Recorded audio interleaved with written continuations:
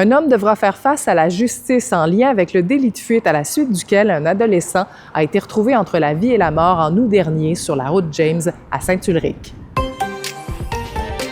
Alain Sirois, 40 ans, de Saint-Ulrich, a comparu ce matin au palais de justice de Matane.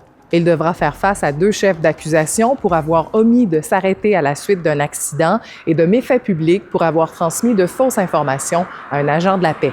Selon les informations recueillies par les autorités au moment de l'accident le 24 août, un véhicule serait entré en collision avec le jeune conducteur d'une moto hors route. Le chauffeur fautif aurait pris la fuite après l'impact. L'adolescent est toujours en vie. Une étude publiée aujourd'hui par l'Institut de recherche et d'information socio-économique, l'IRIS, se penche sur le développement accéléré de la filière éolienne au Québec. L'auteur critique fortement le modèle de partenariat communautaire adopté par le gouvernement. L'étude questionne notamment l'opacité du modèle de l'Alliance de l'énergie de l'Est, qui est le véhicule d'investissement de nos municipalités dans ce développement.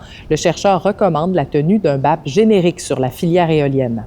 Le BAP générique, lui, va se pencher sur la filière au complet.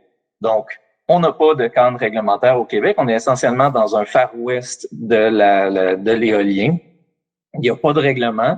On est laissé essentiellement au bon vouloir du gouvernement. Le vice-président de l'Alliance de l'énergie de l'Est, Simon Deschênes, s'est dit surpris par les constats de l'IRIS. Il ne croit pas qu'ils correspondent à la réalité vécue dans l'Est. À chaque fois que l'Alliance parle de projet ou développe un projet ou a besoin de financement pour un projet, tout passe par ces entités municipales-là, qui sont à 100% publiques.